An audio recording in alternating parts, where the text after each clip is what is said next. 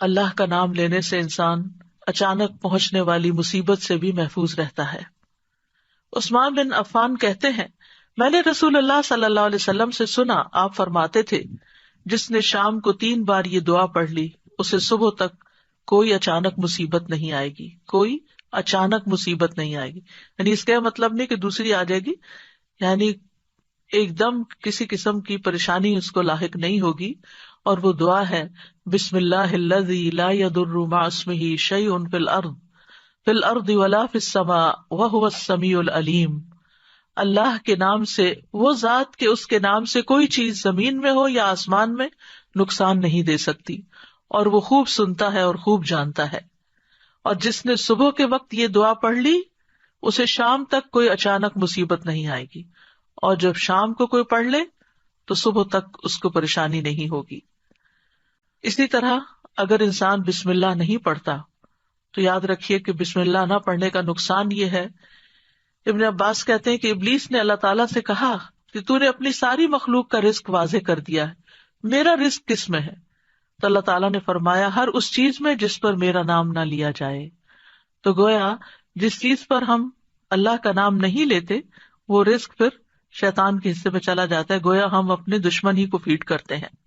قیامت کے دن بھی اللہ کے نام سے وزنی کوئی چیز نہ ہوگی۔ پھر اسی طرح یعنی اس دعا کے پڑھنے کے مواقع کون کون سے ہیں؟ نمبر 1، ہر کام شروع کرنے سے پہلے، تاکہ اس میں برکت اور مدد حاصل ہو، اس کے اندر قبولیت ہو، ہمیں اخلاص نصیب ہو۔ پھر خاص طور پر کھانا کھانے سے پہلے، حضرت عائشہ کہتی ہیں کہ رسول اللہ صلی اللہ علیہ وسلم نے فرمایا، جب تم میں سے کوئی کھانا کھانے لگے تو چاہیے کہ اللہ تعالیٰ کا نام لے، پھر اگر شروع میں اللہ تعالیٰ کا نام لینا بھول جائے تو چاہیے کہ یوں کہے، بسم اللہ اولہ و آخرہ، اللہ کے نام سے اس کھانے کے شروع میں اور آخر میں بھی۔ پھر اسی طرح لباس اتارتے وقت بسم اللہ پڑھنی چاہیے۔ انس رضی اللہ عنہ سے روایت ہے کہ نبی صلی اللہ علیہ وسلم نے فرمایا، جنوں کی آنکھوں اور بنی آدم کی شرمگاہوں کا پردہ یہ ہے کہ جب ان میں سے کوئی اپنے کپڑے اتارے تو بسم اللہ پڑھ لے، یعنی اتارنے سے پہلے پڑھ لے، تو جن اور شیاطین کی نظر نہیں لگتی۔ اسی طرح جب آپ بچوں کو کپڑے تبدیل کروا رہے ہوں تو اس وقت بھی بسم اللہ پڑھ لیں۔ اسی طرح بیت الخلاء جاتے وقت یعنی اندر پاؤں رکھنے سے پہلے بسم اللہ پڑھ کے دروازہ کھولیں۔ حضرت علی رضی اللہ عنہ روایت کرتے ہیں، کہتے ہیں کہ رسول اللہ صلی اللہ علیہ وسلم نے فرمایا، جنوں کی آنکھوں اور بنی آدم کی شرمگاہوں کا پردہ یہ ہے کہ جب ان میں سے کوئی بیت الخلاء جائے تو بسم اللہ پڑھ لے، کیونکہ جب انسان ننگا ہوتا ہے تو حفاظت کے فرشتے اسے دور چلے جاتے ہیں۔ تو اس وقت حفاظت پھر کس سے حاصل ہوگی؟ جب آپ واش روم میں جانے سے پہلے بسم اللہ پڑھ کے پھر داخل ہوں گے۔ اسی طرح وضو سے پہلے ابو ہریرہ کہتے ہیں کہ رسول اللہ صلی اللہ علیہ وسلم نے فرمایا، لا صلاۃ لمن لا وضوء لہ ولا وضوء لمن لم یذکر اسم اللہ تعالی علیہ، کہ جس کا وضو نہیں اس کی نماز نہیں، اور جو شخص وضو کے شروع میں اللہ تعالیٰ کا نام نہ لے اس کا وضو نہیں۔ اب یہاں پر بعض لوگوں کو یہ پریشانی ہوتی ہے کہ ہم واش روم میں کھڑے ہوتے ہیں، وہیں سنک ہے، وہیں کموڈ ہے، تو پھر ہم بسم اللہ کس طرح پڑھیں؟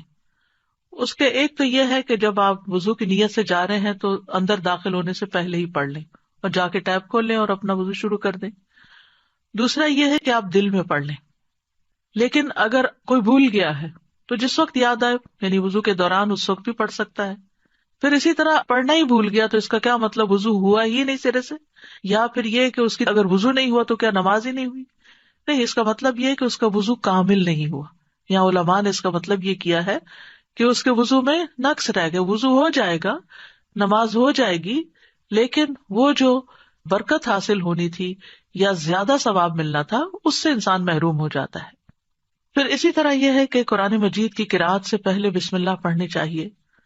قتادہ سے روایت ہے، وہ کہتے ہیں کہ انس رضی اللہ عنہ سے سوال کیا گیا کہ نبی صلی اللہ علیہ وسلم کی قرأت کیسی تھی، تو انہوں نے بیان کیا کہ آپ صلی اللہ علیہ وسلم کھینچ کر پڑھتے تھے، پھر آپ نے بسم اللہ الرحمن الرحیم کو پڑھا، یعنی بسم اللہ الرحمن الرحیم، یعنی مد کے ساتھ پڑھتے تھے، الرحمان کو اور رحیم کو بھی کھینچ کر تلاوت کرتے تھے.